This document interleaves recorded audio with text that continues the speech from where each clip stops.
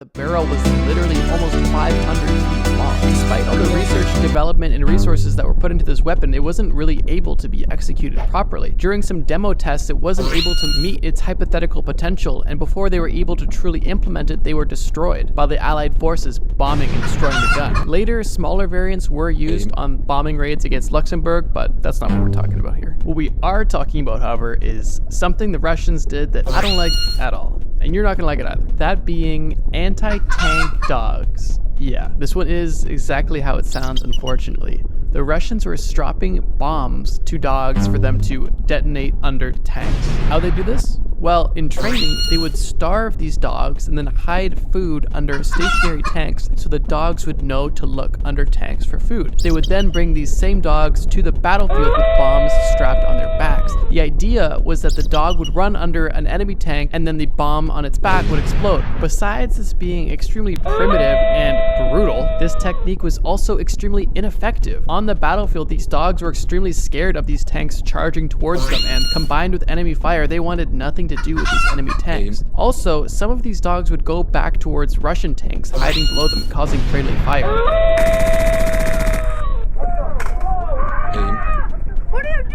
Overall, this method is completely horrible and honestly not great. This technique is pretty on point for Russian military exercises, as their whole mentality is essentially throw bodies at something until the problem's solved. But anyway, staying on trend with explosive animals, we have our next entry, which is explosive rats. This one is interesting because it was a failure that actually turned into a pretty massive success. The British military weapons design team was looking for interesting ways to infiltrate the German infrastructure. Obviously, they were getting desperate because where they landed was explosive rats. This differs from the explosive dogs because these rats were no longer alive. The rats were found, killed, skinned, and essentially taxidermied but filled with plastic explosive. These rats landed in and around coal storages on German bases with the intention of having them be thrown in the incinerator and boilers, triggering the explosive and causing a massive explosion. Now, here's where things get interesting. The Germans early on caught on to these explosive rats, and the British, because of this, stopped producing them, but Germany didn't know that. Because of that, the Germans were extremely paranoid about more explosive rats that spent a lot of resources and man-hours strictly checking rats, dead and alive, on all of their military bases. Despite the fact that the rats were more effective than the dogs, and I would say arguably less upsetting, I wouldn't say that this method is much better. Our third and final animal-based entry on the list, we have pigeon-guided missiles. Yep, you heard me right. Pigeon-guided missiles. But unfortunately, it's not as cool as it sounds. The birds that your grandma likes to throw bread at isn't also a double agent. Their primitive brains are just used for attraction, which is still pretty interesting. Yes, Skinner was a psychologist and a passionate pigeon who believed that pigeons were useful weapons of war. He was also able to complete his theory right, as he was able to teach pigeons how to recognize targets and aim weapons accordingly. The pigeons had specially designed pockets inside the missiles which allowed them to check their way to pick the direction they wanted the missile to go, checking up, down, left, or right to control the missile accordingly. It's strange and insane to think that pigeons can be trained to literally guide missiles, but it's also kind of unfortunate that these birds were unintentional kamikazes. What was intentional, however, was our next entry, Japanese hoodoo balloon bomb. These bombs were extremely primitive in nature, being constructed solely out of paper. These paper bombs were huge, 33 feet in diameter for the most part, and could lift up to 1,000 pounds, but all they were lifting were 33-pound anti-personnel fragmentation bombs. The Japanese released these bombs into the Pacific jet stream, which would silently carry these large devices from Japan to the US without any pilot, and the trip would take several days. Despite releasing thousands of these devices, the balloon bomb was extremely ineffective, not to mention resource intensive. It took up to 30 minutes to an hour to prepare one balloon and required 30 hands on deck to create it. During the war, there was only 6 casualties reported from the balloon. A minister's wife and 5 Sunday school children who were on a fishing trip encountered the balloon near Oregon, and sadly they fell victim to it. Although for this weapon to be considered successful, it would mean the death of people, which is obviously unfortunate. It is kind of laughable how ineffective this weapon was, considering all the time and energy that went into it. Finally, we have the last entry of this list, the Bajantrum. The Bajantrum never saw combat, but for reasons we'll get into, was a fan favorite amongst civilians. The best way to describe the Bajantrum is a rocket-powered wagon wheel battering ram. If way to breach Germans' concrete defenses in Normandy, the British military devised a large air-like contraption called a Bajintra. The device was propelled by rockets attached along the rim on the outside of the wheel. In the middle, there was a drum full of explosives. The goal was to have the Bajintra speed towards the wall and break through it. The concept sounds simple enough and honestly kind of makes sense. But the biggest problem facing the Bajintra was the fact that there were so many technical inconsistencies and issues. Rockets blowing off, the wheel going in the wrong direction, not generating enough force.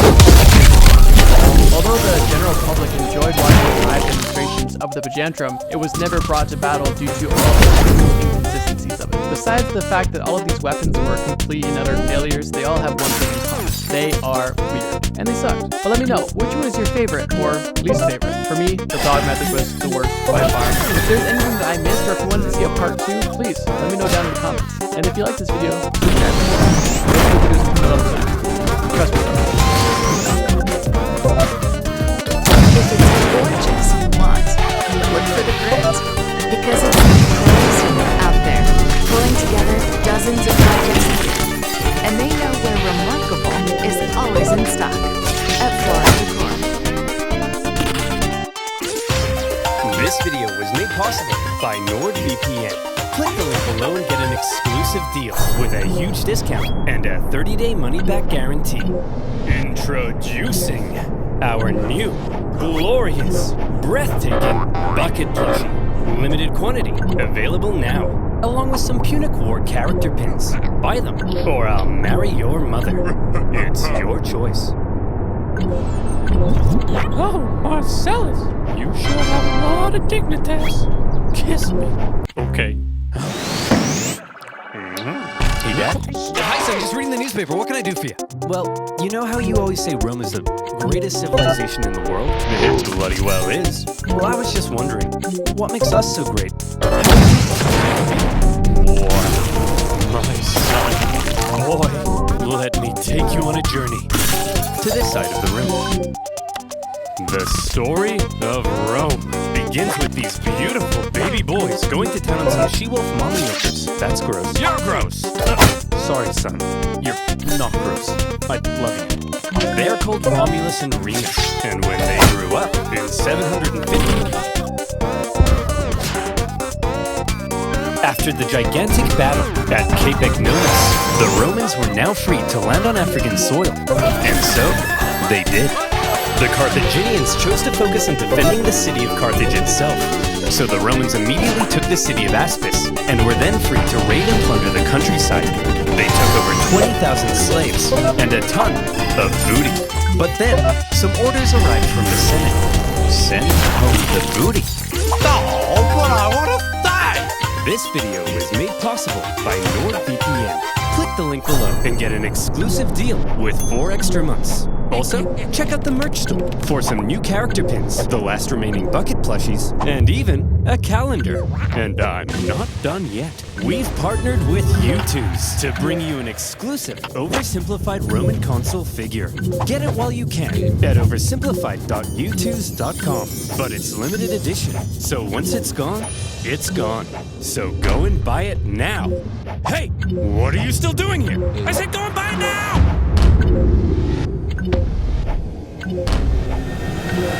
All right, our beloved mercenaries, let's hear it.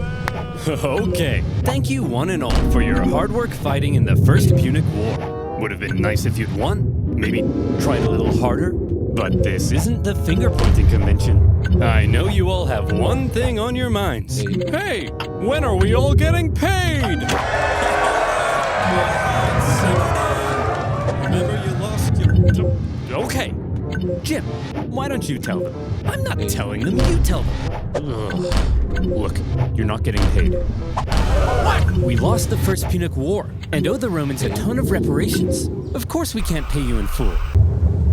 Let's burn this place to the ground! Hey! Don't burn this place to the ground. Come on, fellas. Will killing us really make you feel better about your money? Yes. Way to go, sir. Shut up, Jim. You're fired. I guess that makes 2 of us. Huh? It's that time of year again when we all vow to eat better. For those of you packing on the protein, our menu has over 10 meals that have at least 40 grams of protein. And they're all craveable. Order today at Urban Plates.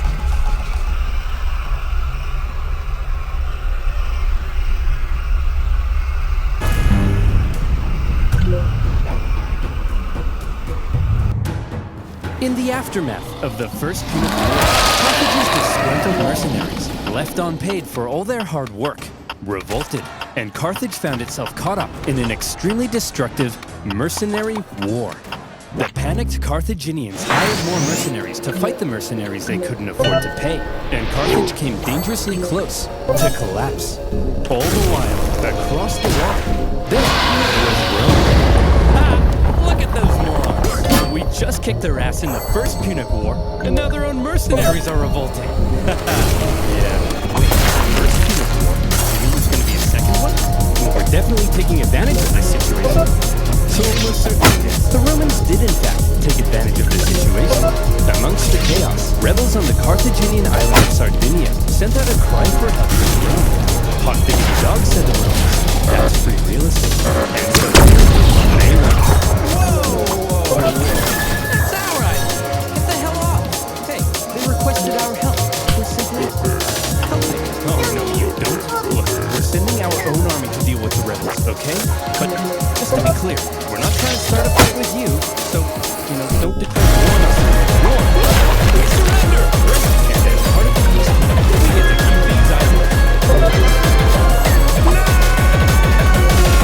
The Carthaginians were often as if their humiliating loss in the First Punic War wasn't bad enough. The Romans now took advantage of their mercenaries and stole their islands.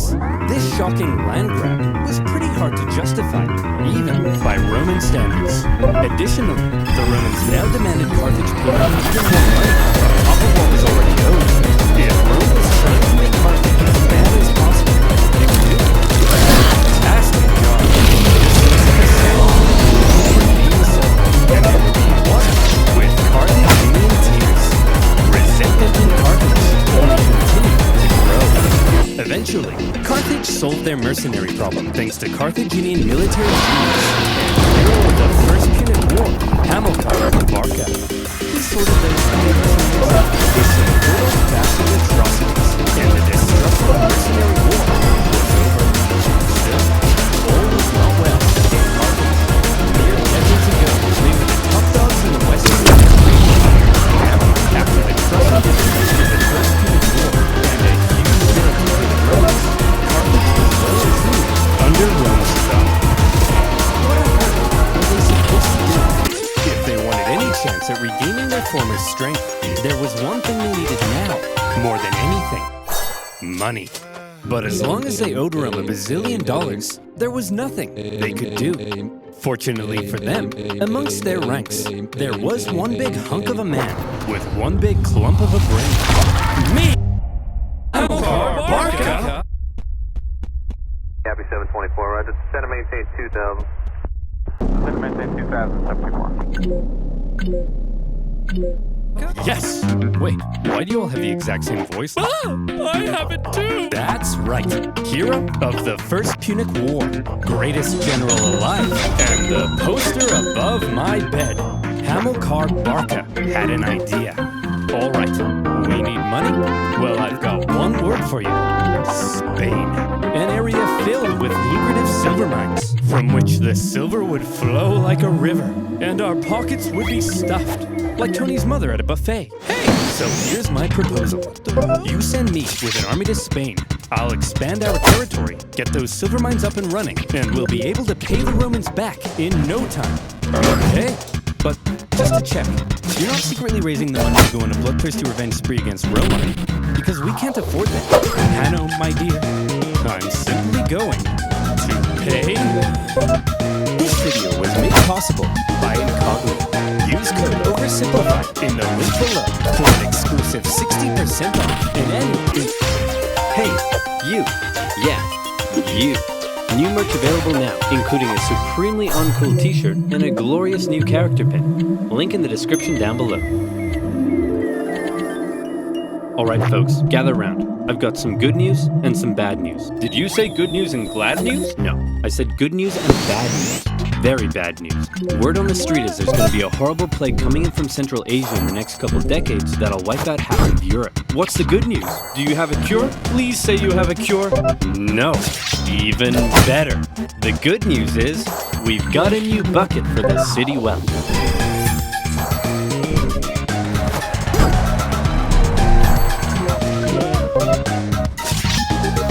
To understand the war of the bucket, we first need to talk about this guy. He's the man with the plan, the host with the most. He's holy, lowly, he eats ravioli, with the white cassock, matching Pellegrino, and the most tasteful of fringed fascias. Come on, y'all know who I'm talking about. It's the Pope, the head of the largest religious organization in the world. But what if I told you he wasn't always the big bad boy powerhouse he's often thought as today? That's right. Throughout history, the papacy often found itself forced to wrestle against adversity and opposition to retain its authority. The earliest popes, for example, suffered under the brutal persecution of the Roman Empire, and many ended up martyred, such as Pope Clement I, who was ostensibly thrown into the sea with an anchor around his neck. On the bright side, however, he's now the patron saint of fishermen. After persecution finally ended, the Pope still found himself being heavily controlled by secular kings and nobility. For over 2 centuries, the Byzantine emperor basically decided who could become Pope.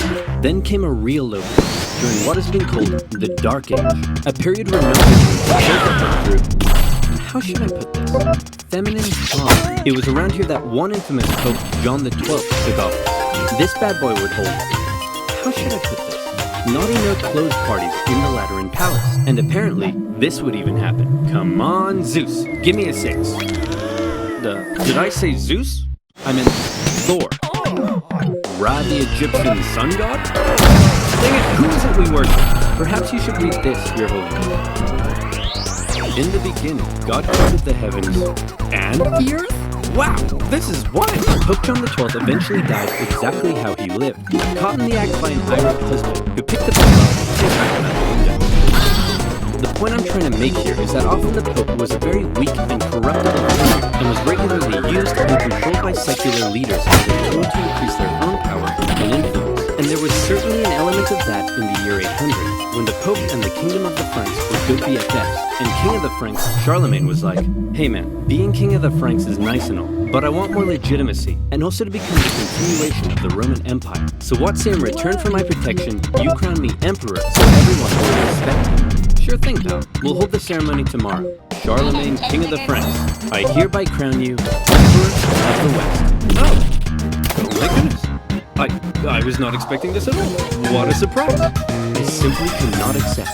Oh, okay then. I guess I'll just put this back over here. Give me that crown! Charlemagne's crowning as emperor was certainly an historic moment, but it also created a bit of an interesting problem. It set the precedent that from here on out,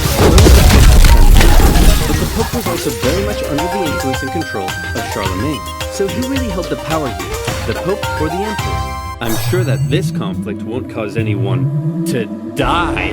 Bishop of Freising, we want to thank you once again for visiting our wonderful city. It's been an honor. The pleasure is all mine, and what a wonderful tour it's been. I've seen the city walls, I've seen the towers, nothing could top that. Oh, couldn't it? Because we saved the best for last. Ta-da!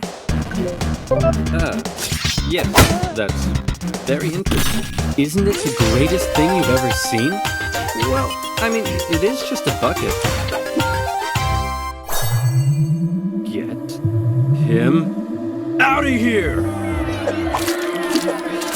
Over time, Charlemagne's position as emperor and the kingdom of the Franks gradually evolved into the Holy Roman Empire. And by now, the Pope and the Emperor weren't such good friends anymore, since neither could agree on who was the boss of who. To make matters worse, the Emperor had taken to investing his own bishops and abbots. What does that mean? Well, allow me to explain. The problem for the Holy Roman Emperor was his empire wasn't really an empire, so much as a nightmarish federation made up of hundreds of counties, duchies, bishoprics, and more. The princes in charge of these local regions often didn't give the emperor their loyalty. The German caused a lot of rebellion against the emperor, and the emperor spent a lot of his time trying to put down those rebellions. Can we get rid of them? Who? All the nobility. Get rid of them and pick new ones who are loyal to me. You can't just remove noble families from their territory. Oh, Aw, okay, how about this? Some of those territories are ruled by bishops and abbots, and as Holy Roman Emperor, considered by many to be the deputy of Jesus Christ himself, perhaps you can choose who gets to become bishop and abbot. Yay! Now it's time to turn out the lights and go to sleep. Okay, I love you. Okay, good night. Say it back. And so it was. The emperor invested his own family and loyal followers into powerful church positions, and thereby was able to increase his own power and authority. Not only that, but the emperor and other nobility were also engaging in something called simony. That's when someone would come along and say, hey, I want to become a bishop and get all the personal riches that come with the position. Perhaps we could come to some kind of... That's right. Church positions were actually being sold to the highest bidder. And let me tell you, it probably didn't come cheap. It's going to cost you a lot more than this. I don't think so. I've got a promo code. And speaking of promo codes, do you like free money? I know I do. I really like it. And that's why I use Honey. Honey is a free browser extension that automatically finds the best promo codes whenever you shop online. For free. This means you always get the best deals without even trying on over 20,000 sites like Amazon, eBay, ASOS, and more. For example, here I am buying 7 pizzas after a long day of animating. It's currently costing me $130. Oh, hello, honey. You have a voucher for me, you say? All I have to do is click, you say? Nice. I saved $31.78, and all I did was click. There is absolutely no reason not to use Honey for everything you buy online. It's free and literally takes 2 clicks to install. Get Honey for free at joinhoney.com/oversimplified. That's joinhoney.com/oversimplified. And as always, by using my links, you'll be supporting my channel. So thank you. Now where were we? Oh yeah. Investing bishops and abbots, selling church positions, authority, and power. Wait a minute, this is depravity. The purpose of the church isn't for him to increase his own authority and power, it's for me to increase my own authority and power. What about Jesus, Your Holiness? What? I thought the purpose of the church was to spread the good message of Jesus Christ. How drunk are you? Very. Alright, the results for the election of Chief Magistrate are in. Giovanni Kablami, 1%. Spaghetti Jeff, 2%. And the bucket, 1 trillion%. Around the year 1050, a series of reformist popes came along, and they said enough was enough. They wanted to stop the emperor from abusing the church and investing his own church officials. How are you going to stop me so long as I have control over who becomes pope? Remember the circular power division? If you try to stop me, I'll just depose you and pick someone else. Oh no, I've contracted tuberculosis! And just like that, the emperor was dead. His 6-year-old son, Henry IV, took over. And as we all know, child emperors equal opportunity. The church had an opening to take back control of the papacy. Hey man, I hope you don't mind, but we're changing the rules so that only the church cardinals can elect the pope, and you no longer have any say in the matter. You know, if that's cool with you. I paid my pants. Okay, great talk. Then, with the position of the Pope a little more secure, he held a big meeting where he drew up a big list of all the reforms and new powers he was giving himself. And it included some pretty gnarly stuff. Okay, first, I have the power to depose emperors. Everyone cool with that? Yeah? Let's see. Only I can depose or reinstate bishops. Yeah? Alright, no one can judge me. All princes shall only kiss my feet. Only my name shall be spoken in the churches. My name is the only name in the world. Okay, I think you're done. These were all some pretty radical powers the Pope was giving himself, and with these reforms, the Pope was basically telling the Emperor, you no longer have the right to choose your own bishops and abbots. Only I can do that. When the Emperor, now a full-grown man, heard the news, he was furious. What?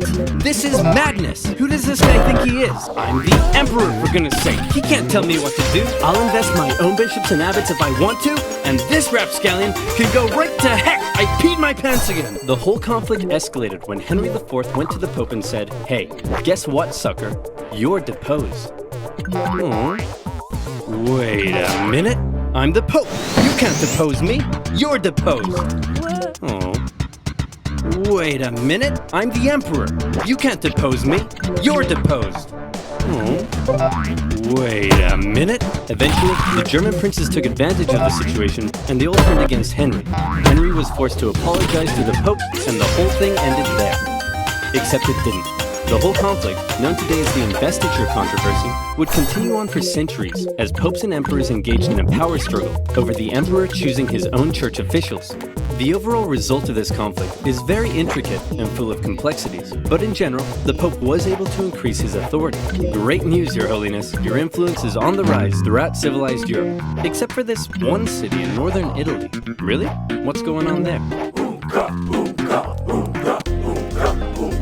As for the emperor, he found his realm thrown into further chaos and civil war, as the local princes continued to increase their own power and independence. This was most notably the case in northern Italy. Separated from the rest of the Holy Roman Empire by the Alps, the emperor's influence and control over Italy had often been questionable. In the current chaos, these Italian city-states began operating almost entirely independently. Their practical independence was further solidified when Emperor Frederick Barbarossa came down in 1176 to try to reassert his control. The cities formed an alliance, and with the Pope's support, they kicked the emperor right back to Germany. Hooray, said the Italian city-states. We did it! We're the best of friends. And then they immediately began attacking each other. Why? Well, this whole Pope versus Emperor thing, in Italy at least, had infiltrated society to its very core. Across Italy, families and cities were torn between two opposing sides. On one side, the Guelphs, who supported the Pope's cause. On the other, the Ghibellines, who supported the Emperor. These two sides struggled for control as Guelph cities battled against Ghibelline ones. As usual, personal interest played a pretty big role, as pro-Pope Guelph cities tended to be rich mercantile ones who didn't like the emperor's taxes. Emperors supporting Ghibellines, on the other hand, were often agricultural, where the expanding papal estates were a larger threat. These cities would sometimes even switch sides depending who was in charge and their ever-changing personal interests. In some cities, brutal fighting broke out in the streets as opposing families fought for control. At times, the conflict became so tribal that the differences between the two sides were just downright silly. My love, I can't bear it. We must be together. But how can we?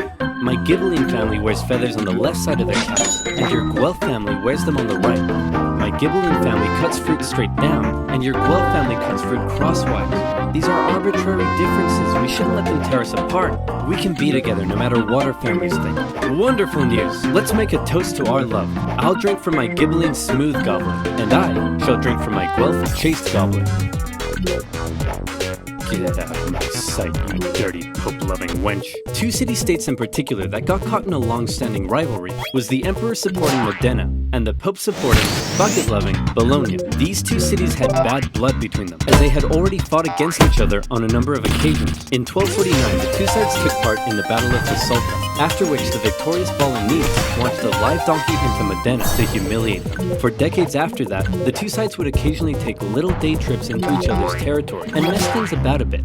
In the fateful year of 1325, the Bolognese went on one such trip and laid waste to some farmlands. The ruler of Modena, Passerino de Bonacolsi, was having none of it. The Bolognese had two major forts protecting their city in the southwest, so Passerino, in retaliation, decided to take an army down and lay siege to one of them. Hey, you dirty Bolognese jerks! You think you can raid our farmlands? Come out here and face me like a man! Hey man, what's up? I just come out to let you know that there's no need to siege up because... Whoa, hey man, chill out. I'm trying to tell you... Whoa, stop doing that. I'm trying to tell you I'm actually secretly sympathetic to the Imperial cause and I want to willingly hand the fort over to you. Cool, okay. Dude, what was that for? For betraying your people. And this is for joining mine. The Bolognese were pretty unhappy to lose one of their main defensive forts, but to make matters worse, then this happened. Hey, wait a minute. Where's the bucket? Oh no, it's gone! Those Modenese must have taken it. We'll make them pay. This is unacceptable. They may take our lives, they may take our fort, but they will never take our bucket! Oh wait, here it is. I found it, guys. It's right here. Can you imagine if we started a war over that? That would have been really stupid, and there'd probably be a billion videos about it on YouTube one day. Thank goodness it never actually happened. That's right. The famous story you may know about the War of the Bucket, that the war started because Modena stole Bologna's bucket, doesn't actually seem to be quite right. I was surprised to find that the bucket was likely not actually stolen at the start of the war. And at this point, I want to thank and give a big shout out to fellow history YouTuber M. Laser. He's the one guy I found who actually translated a fantastic original Italian source, and then kindly allowed me to use his work in my own research. He does really well researched and in-depth videos, and definitely deserves way more subscribers, so please come on over and check him out. The real reason Bologna seems to have declared war on Modena is simply that they both hated each other, supported opposing factions, the Pope had pulled on 12 cities to attack Passerina, and Bologna wanted its fort back, and they were gonna get it back. Bologna had a large force, much larger than what Modena could muster up, so they felt pretty confident. They sent half their force to lay siege and take back the fort, and the other half took defensive positions to prevent the Modenese from crossing the river.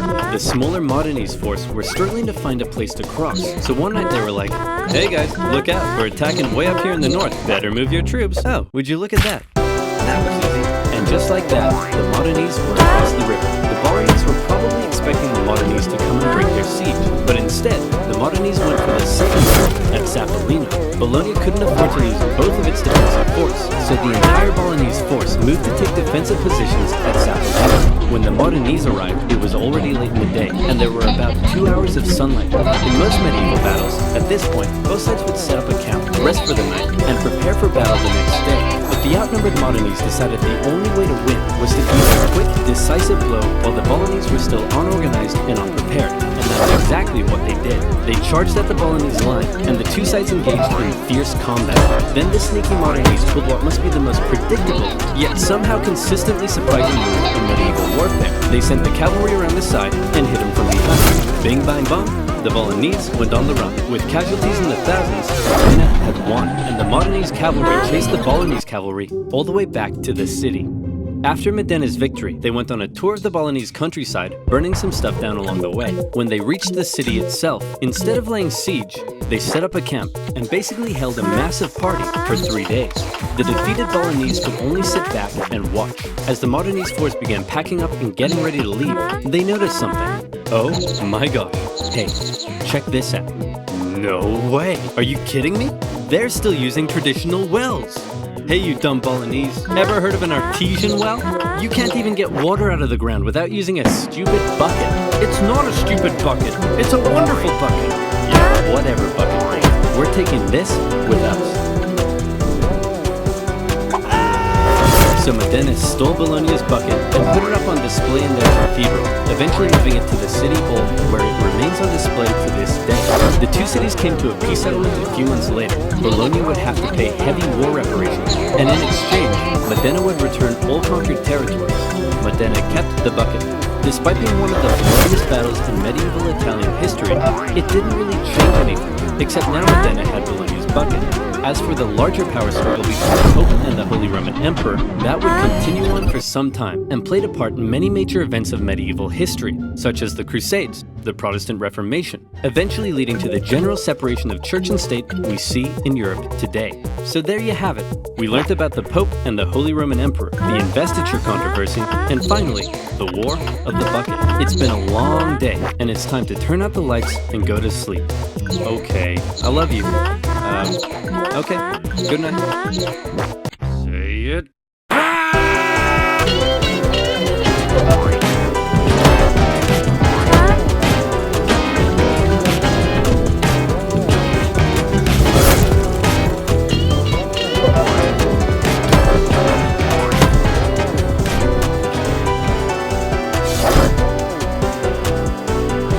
This video was made possible by NordVPN. Click the link down below to get 70% off an annual subscription, plus an additional month free. Also, stun your friends, turn heads, get compliments, and buy yourself some oversimplified merch today, along with a very honest new character pin. Link in the description down below. Okay, Mrs. Lincoln, this is it. One last push, and we're done. 9 months and 4 days ago, my father brought forth upon my mother himself and gave to her a child, conceived in a shack in Kentucky, and dedicated to the proposition that I would bring onions from the bottle and do little cuckoos in my dances for the next 2 to 3 years. Now what is it, baby? Oh yeah. I am not touching.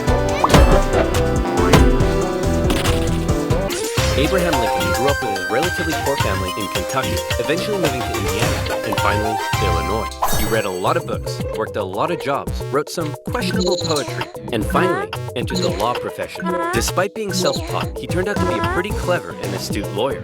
In one case, a guy claimed he witnessed a murder at night, and Lincoln was like, how could you have seen anything in the dark? There was a bright full moon. A what? A bright full moon. Can you say that again, please? There was a bright full moon. A dim half moon? No, a bright full moon. That's right, because according to this almanac, there was a dim half moon that night, which makes you a liar. Well, I got a bright full moon for y'all right here. Now that's what I call a rebuttal. Lincoln and his cheekbones weren't only interested in law, however. He also dabbled in the world of politics, serving as a legislator in both local and national assemblies. And what a time it was. Not even 100 years after the Founding Fathers wrote all men are created equal, politicians were already asking, yeah, but what does that mean exactly? It means all men. Yeah, but what does that mean exactly? And not just that. States' rights versus the federal government. What are the executive powers of the president? Is cereal a soup? The Founding Fathers left some of these questions perhaps a little too open to interpretation. And the biggest question of them all was slavery, an ugly mark on what should have been a revolutionary new nation based on liberty and democracy. Thomas Jefferson had written a condemnation of slavery in the Declaration of Independence, but out of fear of losing Southern states' support, it was removed. Hey guys, do you think leaving this a little vague will create any unforeseen problems in the future? Cannonball! And those unforeseen problems were now beginning to rear their ugly heads. As the nation developed, the North and the South developed along two very different lines, and two very different cultural identities emerged. Northern cities began rapidly industrializing, while the southern climate allowed for large plantations of labor-intensive crops. As a result, one half of the country didn't rely on slaves, while the other half had become economically dependent on them. In 1793, Eli Whitney's cotton gin caused the slave trade in the South to explode, while in the North, a growing abolitionist movement was taking root. A general mistrust began to develop between the North and the South, as Northerners felt the South were hell-bent on expanding slavery, and fear spread throughout the South that the North wanted to take their slaves away. In 1819, there were 11 free states and 11 slave states. A perfect balance. A happy medium, a harmonious relationship. Hey guys, nice to meet you. I'm Missouri, and I would like to become the 23rd state. Hey buddy, welcome to the nation. We'll be happy to accept you as a free state. Oh no, you don't. You're trying to get one over on us. Missouri's gonna be a slave state. Okay, listen, why don't we just ask Missouri what it wants to be, and we slave state. Well, then, allow me to introduce to you the newest, freshest state on the scene, Maine. Hey, you can't do that, and you can't have any more slave states above this line. What? The issue of slavery is solved, and it will never come up again. A few years later, it came up again. You see, as America expanded westward, each new state or territory that was added threatened to upend the delicate balance between the slave and free states. If one faction managed to outnumber the other, it could gain an easy majority and force its own ideals on the opposing side, leaving a huge portion of the population feeling spiteful and oppressed. For a while, compromises kicked the can down the road and kept the volatile balance in check, as new free and slave states were roughly added in pairs. But then one loudmouth state just had to barge in and ruin everything as usual. The addition of Texas saw the United States enter into a war with Mexico, which they won, gaining a huge amount of land out west and creating even more problems. Hey guys, nice to meet you. I'm California, and I would like to become the 31st state. Hey buddy, welcome to the nation. We'll be happy to accept you as a southern slave state. Oh no, you don't. You're trying to get one over on us. California's gonna be a free state. Okay, listen, why don't we just ask California what it wants to be, and we can free state. Well, then, allow me to introduce to you the territories of New Mexico and Utah, able to freely vote for slavery themselves. Hey, you can't do that! And we can enter Northern Territory anytime we want to recapture escaped slaves. What? The issue of slavery is solved, and it will never come up again. A few years later, it came up again. In 1854, a Democratic senator from Illinois wanted to build a really cool choo-choo train here, and proposed that the territories of Kansas and Nebraska be created open to slavery, even though they were clearly above the Missouri Compromise line. Obviously, the northern states were like, hell no. But the southern Democrats who controlled Congress at the time were like, well, if you love liberty and democracy so much, then you should let them vote on whether slavery should be legal or not. And so it was. Huge numbers of pro- and anti-slavery settlers rushed to Kansas abolitionists to sway the vote in their favor. And while they were all there, they began to beat the crap out of each other. One of those settlers was a man named John Brown, a former businessman who failed at just about everything he tried and went arguably insane. He was a radical abolitionist and dedicated much of his life to the Underground Railroad and freeing slaves. One night, in revenge for an earlier raid by pro-slavery forces, he and his sons killed a number of pro-slavery settlers in the territory, helping to kickstart years of violence known as Bleeding Kansas. Kansas and Nebraska both eventually voted in favor of outlawing slavery, but from here, the tension began to grow at a rapid pace. Did you know using the Grocery Outlet app gives you the opportunity to win groceries for life? Imagine never paying for groceries again. But from here, the tension began to grow at a rapid pace. In 1852, author Harriet Beecher Stowe penned Uncle Tom's Cabin, a best-selling novel that exposed the terrible cruelty of slavery to the world. Oh, how awful, how morally corrupt the nation must be to allow such things to happen. Your Majesty, what should we do about all the starving children working in the coal mines? Nothing! In 1854, the Republican Party was formed, and Abraham Lincoln emerged as a leading figure. Southern Democrats viewed the new Republican Party with mistrust, believing it to be radical and abolitionist. In 1856, a politician named Charles Sumner gave a speech in Congress, calling out slave-owning Democrats with fiery language. If slavery was a woman, she'd be an ugly one, and the senator from South Carolina would like to boink her. Representative Brooks, do you have a rebuttal? Oh, I have a rebuttal, all right. Yeah, here's a rebuttal for you. Oh, come on. Surely this isn't allowed. I don't know. I'll have to consult the rulebook. I can't find anything about caning a political opponent, but it says here I'm not allowed to wear a woman's underwear. News of the violence on the Senate floor took the nation by storm. Southern slave owners sent Representative Brooks new canes to replace his now broken one. And on the floors of Congress, politicians carried weapons in self-defense, which is never a good sign.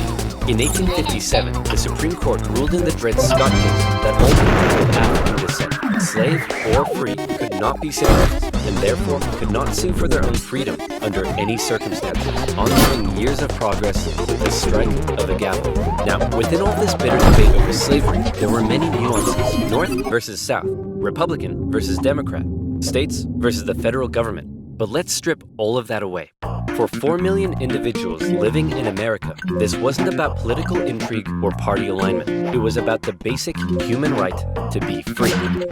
Men, women, and children were stolen from their homelands and brought to the American continent, where for generations they were considered to be property, forced to live in poverty, and work from sunrise to sunset. Plantation overseers did whatever they felt was necessary to get the most out of their slaves. Punishments were often barbaric. Families were regularly separated, and parents could often only watch as their children were auctioned off, never to be seen again. Thousands of slaves took the treacherous risk of running away, and abolitionists in the North helped many escape via the Underground Railroad as bounty hunters entered the North to chase them down. Leading figures within the abolitionist movement included many significant free black men and women, but it's important to note that for many of the anti-slavery white individuals in the North, opposition to slavery was often an economic issue, not a moral one, as many worried large plantations would take their lands and livelihoods away. Abraham Lincoln knew that slavery was a moral evil, and he regularly spoke out against it in powerful speeches that helped him rise through the ranks of the new Republican Party. He lamented at the hypocrisy of a great American nation meant to stand as a shining beacon of freedom, while also enslaving 4 million men, women, and children. He most famously declared in 1858 that a house divided against itself cannot stand, that one day slavery in America would end. However, even Lincoln was cautious in his opposition. He didn't want to outlaw it entirely, but simply prevent its expansion, so that given enough time, he believed it would naturally die out. Thankfully, history would force his hand. In October 1859, one abolitionist decided he'd try to single-handedly take down slavery by force. Who would be crazy enough to attempt such a thing? It's our good friend, John Brown. He planned to seize arms from an armory in the town of Harper's Ferry, free the slaves there, and continue south, inciting a major slave uprising along the way. A noble cause, a bad plan, and terrible execution. Brown's men took the armory and some hostages, but were quickly surrounded by one Robert E. Lee and his U.S. Marines. Brown was captured, and a couple of months later, he was executed for treason. Northerners sympathized with Brown, but Southerners were like, you see this? They're coming for us. Soon, there'll be 1 million John Browns. 1 million John Browns? What on earth are you thinking about? A John Brown farm? Yeah, me too. To make matters worse, new northern free states meant now the southern states really were outnumbered, and they were beginning to feel bitterly spiteful and oppressed. Further fear began to spread in the South when news broke that a relatively unknown figure had just secured the Republican Party nomination for president. Abraham Lincoln, mostly well-liked among anti-slavery Northerners, had made some of the most powerfully worded speeches against slavery of any politician at the time. And now, there was a chance that he and his cheekbones could become president. For the South, that would be too much. In the 1860 election, Lincoln's name didn't even appear on the ballot in 10 southern states. But much to their horror, when the final results came in, Lincoln had won by an electoral college landslide. Lincoln himself tried to calm their fear. How many times do I have to tell you, I'm not gonna take away your slaves? Yeah, right, Honest Abe. We've had enough of you Northerners. We're gonna go form our own country. You can't do that.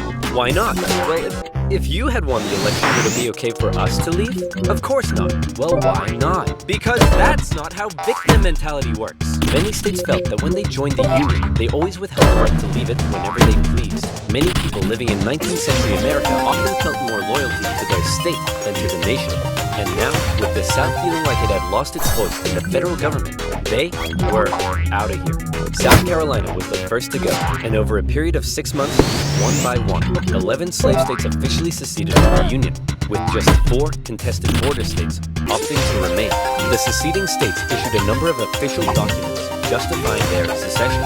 South Carolina proclaimed that it was northern states' hostility to slavery that rendered the federal government illegitimate. Mississippi declared that their position was thoroughly identified with the institution of slavery, and in a speech, the Confederate Vice President stated that the new Confederate government rested upon what he called the great truth of racial inequality. Revered American generals, such as Robert E. Lee, opted to side with their states over the Union. And with all the chaos, one New York lawyer wrote that rather than a bold eagle, America's national bird should be a debilitated chicken. And hey, I kind of like that. One man, watching the crisis unfold, knew it would be his job to solve it. Lincoln was just about to hop on a train and become the President of the United States of America. Hey man, you're hella ugly. Grow a beard or something to hide that face. Good idea. Still ugly. With assassination plots already underway, Lincoln had to travel to Washington, D.C. under heavy disguise and protection. All along the way, he received stacks of threatening letters. May the hand of the devil strike you down. You are destroying this country. Damn you, every breath you take. Love from Grandma. At his inauguration speech, Lincoln once again reiterated that no, I do not want to take away anyone's slaves. But for Lincoln, he did want to preserve the Union. He declared secession to be nothing but an illegitimate rebellion. In your hands and not in mine, he said, is the momentous issue of civil war. You can have no conflict without being yourselves the aggressor. We are not enemies, but friends. It was clear Lincoln was ready and willing to get freaky and open up a can of Scatman John if he had to.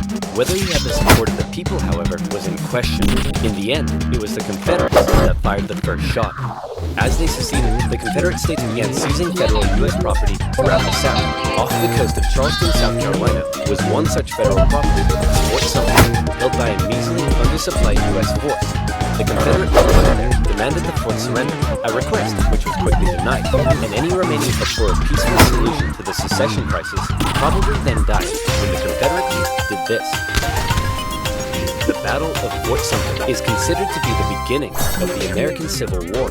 Many of the Confederates there also considered it to be the end of the American Civil War. They hoped Old Abe would just sigh and say, okay, you win. Unfortunately for them, Lincoln actually said, you're about to get a roundhouse to the face. Lincoln sent out the call for 75,000 volunteers, and men signed up in droves, hopeful for some adventure and good old-fashioned F-U-N. In the new Confederate capital of Richmond, Virginia, Confederate President Jefferson Davis and his cheekbones had also sent out the call for 100,000 men.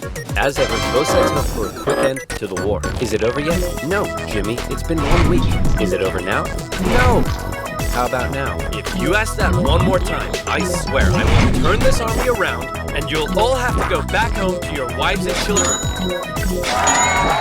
But in particular, the South knew the conflict would pose a bit of a challenge. How can we expect to win with a population of only 5 million against 22 million in the North? If you count us 4 million slaves, you'd have 9 million.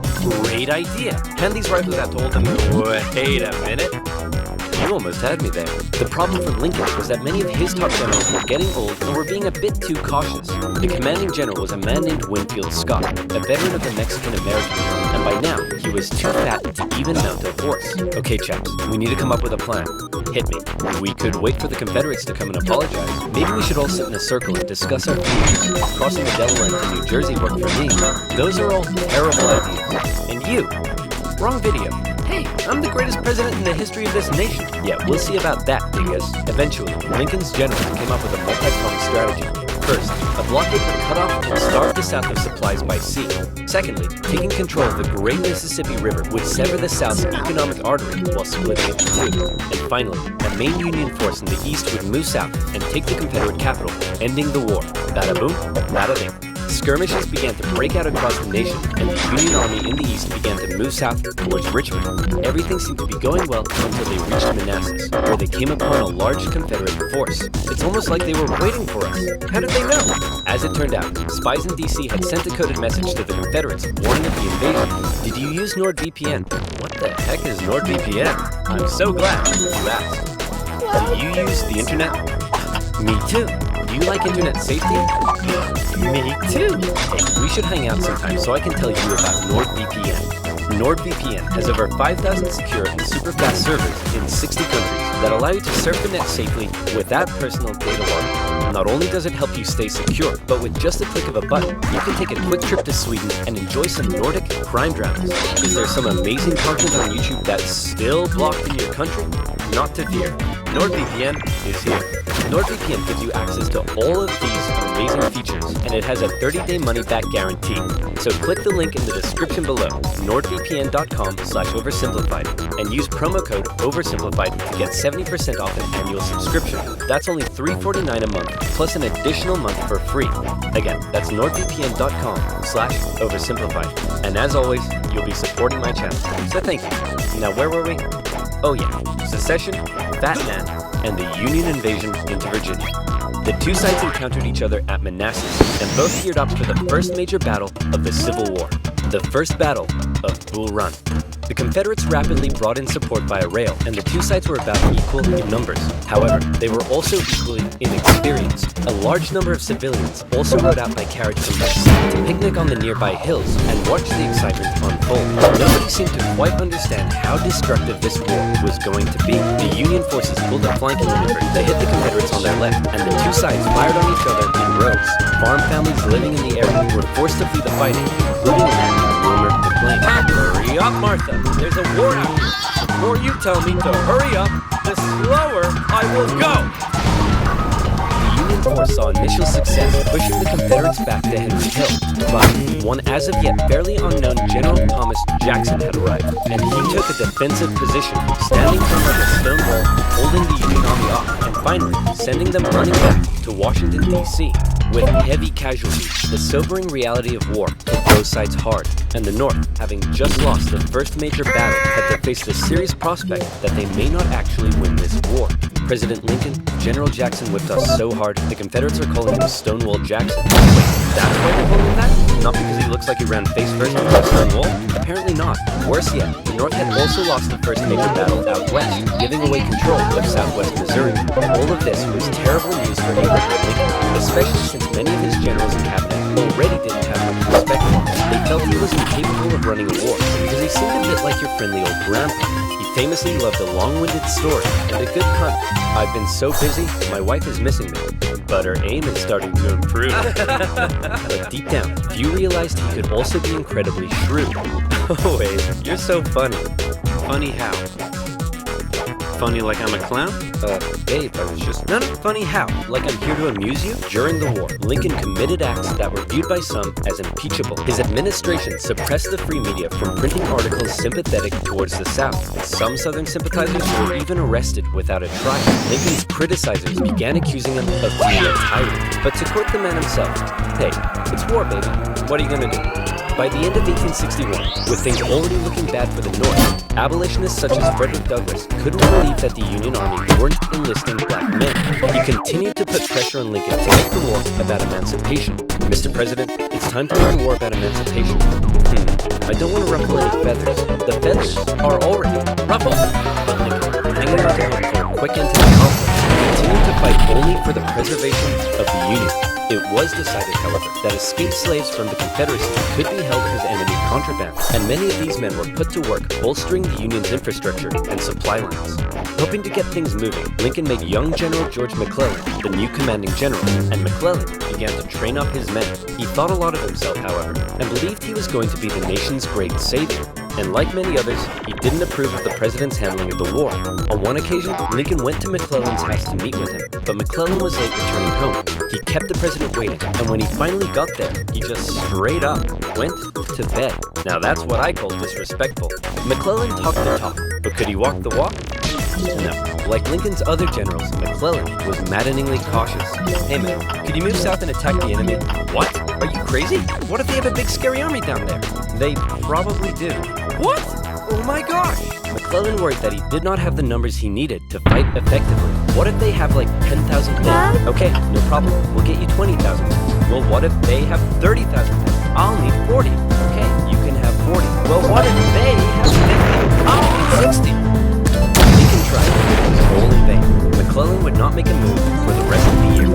The North's one saving grace for now was a general out west fighting in Kentucky and Tennessee. General Ulysses S. Grant was cool, collected, methodical, and a big fan of whiskey. His chief of staff took it upon himself to keep Grant sober. One officer said that Grant habitually wore an expression as though he were determined to drive his head through a brick wall and was about to do it. And that determination led him to score a number of key victories when others around him were failing. At the Battle of Fort Donelson, Grant was like, "Why does Stonewall Jackson get a cool nickname and I don't? I want a cool nickname." "Sir, the Confederates say they're ready to surrender and want to know your terms." "No terms, just unconditional surrender." Hey, unconditional surrender, Grant. That's a right, guys? Right? Later in April 1862, the Confederates launched a sudden attack on Grant's army at Shiloh, but the determined, unconditional surrender Grant threw his lines at the rebels and sent them running. The battle resulted in the heaviest casualties in U.S. history so far. Despite his victory, Grant found himself under fire. You have to get rid of Grant. Why? Didn't he win? Yes, but he just threw his men at the enemy. Isn't that the point? Also, he's a loony drunk. Well, what does he like to drink? I believe whiskey, sir. Then send him more. Lincoln watched as his cabinet did nothing but bicker, and his generals did nothing. But then, worst of all, personal tragedy struck. Lincoln's young son, Willie, very much loved by the president, died of typhoid fever at the age of 11. Lincoln was a sensitive man and was heavily affected by the loss. His wife was inconsolable. But one of Lincoln's greatest traits, what made him such a great leader, was in the darkest of times, with composure and determination, he kept moving forward. He knew it was his responsibility to hold himself and his family together, and by doing so, he hoped to hold the nation together. And he had it with McClellan's inaction. Lincoln decided he was gonna take control. In March 1862, Lincoln firmly ordered McClellan to once again move south towards Richmond. McClellan insisted instead they move by sea to the Virginia Peninsula and attack Richmond from the southeast. "Yes," said Lincoln. "Okay, anything." Lincoln held on to some of McClellan's men to defend D.C. from a nearby Stonewall Jackson wreaking havoc in the Shenandoah Valley, and he sent McClellan south. McClellan landed on the peninsula, and he began to move inland. He came up against a small Confederate army that had dug in at Yorktown. McClellan vastly outnumbered the force, but it's said that Confederate General Magruder deceived McClellan by cleverly maneuvering his smaller force and making McClellan believe he faced a huge army. No, you have way more men than that. Move forward. No. McClellan settled in for a month-long siege, giving time for Johnston to move south from Manassas and Magruder time to retreat. When he finally entered the city and found it deserted, he declared it a victory, calling his success brilliant. Then, after meeting some resistance at Williamsburg, McClellan moved to within just 20 miles of Richmond. His army is able to hear the church bells ringing in the enemy capital. You still outnumber them. Go give them hell. No. McClellan once again held back, moving slowly and defensively, and with his army split in two, the Confederates saw an opportunity to strike back. McClellan's advance was halted, and now the Confederates pulled an ace out of their sleeve. General Lee, you're up. Do you think we should evacuate Richmond? No, Mr. President. No need. General Robert E. Lee, one of the most brilliant military commanders of the time, was now in charge. One of his biggest strengths was his ability to read the mind of his enemy, and he knew McClellan was cautious and weak. After moving Stonewall Jackson south, even though he had a smaller army, Lee hit McClellan McClellan in a series of fast-paced, close combat battles that had McClellan spooked. McClellan retreated the Union Army back again and again and again, escaping the peninsula and returning to D.C. Lee had defeated McClellan, and the campaign failed. Well, that was a major success. A success? Tell me exactly what was successful about that. Well, we successfully retreated. You lost. I didn't lose. I merely failed to win. Things just kept looking worse for the North. At least their Navy had seen some success, capturing a number of key port cities, notably when they steamrolled past Confederate ports to take New Orleans. And speaking of the Navy, both sides had begun using ironclads. So that's pretty cool. But in the East, they still weren't having any luck. After McClellan's disastrous campaign, Lincoln briefly sent out one General John Pope to attack Northern Virginia. Hey man, just checking in. How's it going? Well, the Confederates kicked my butt at Cedar Mountain. Then they raided my camp and ran off with my money and clothes. Also, Lee defeated Pope at yet another battle at Bull Run, in which nearby farm families once again got caught up in the fighting. Hurry up, Martha! There's another war out here! I'm waiting for my hair to dry! Wilmer McLean, sick of the war, moved his family south, where he knew the war would definitely, absolutely, never touch him again. But Lincoln had yet another problem to contend with. European powers, in particular the UK, were looking increasingly like they may intervene diplomatically on the side of the Confederates. They were missing their precious supply of southern cotton because of the Union blockade, and they wanted to see a swift conclusion to the war. The tension between America and Great Britain had been increasing, especially after Confederate diplomats were discovered on a British ship. Now, after McClellan's failure to take Richmond, the UK declared it impossible for the North to win. Lincoln needed something to prevent Europe from getting involved, and after more petitioning from abolitionists, he decided maybe the time is finally right to make the war about ending the institution he hated, slavery. If the North had a noble cause to fight for, Europe would be less likely to intervene. But Lincoln and his cabinet knew before they could declare something as radical as emancipation, they needed a victory, especially now that the Confederates were about to go on the attack. Aware that he had a limited number of men and supplies, Lee now hoped that if he could just threaten Washington, D.C. militarily, he would gain Europe's recognition and crush Northern morale in time for the midterm elections, forcing the North to negotiate. With confidence at an all-time high, for the first time, Robert E. Lee invaded the North. But on September 13th, the North finally had some luck. Oh boy, it's my lucky day. A cigar in a field. Hey, what's this wrapped around? Oh my gosh! That's right, the North had discovered General Lee's battle plans wrapped around some cigars. And in them, they saw that Lee had split up his forces. McClellan headed out from D.C., and the two sides met in the Battle of Antietam, a crucial battle that would decide the course of the war. It saw the most vicious fighting to date, and still remains the single bloodiest day in American history. But, for once, the North came out victorious, and Lee was forced to retreat. He's on the run. Chase him down and finish him off. No. You know what, old buddy, old pal? You're fired. The North had won their crucial victory. Lincoln breathed a huge sigh of relief, and with that win, he was prepared to take a huge step. On September 22nd, the Emancipation Proclamation was issued. In January, all slaves held in the Confederate States would be, as far as the U.S. government was concerned, officially free. Throughout the North, free black men and women rejoiced, knowing that if the North were to win, their brothers and sisters would no longer be held in bondage. The proclamation also had the intended effect on Europe, who were not willing to oppose a pledge to end slavery. An outraged Confederacy knew that Lincoln had given the war a new meaning. It was no longer just about the preservation of the Union. Now, it was about creating a new Union, washed clean of its original sin. A Union without slavery.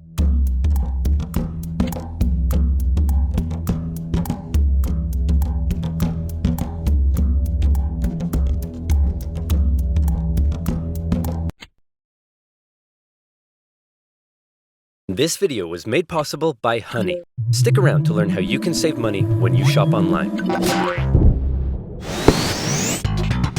As the Union struggle to take control in the East continued, elsewhere, the war raged on. The Confederates attempted an invasion of Kentucky, hoping the state as a whole would join them, but they were pushed back. The Indian Territory saw Native American tribes ally with one side or the other in the hopes of securing rights after the war. Along the Mississippi, General Ulysses S. Grant remained one of the few Union generals scoring major victories. With his best pal, General Sherman, by his side, Grant led his armies down the Mississippi to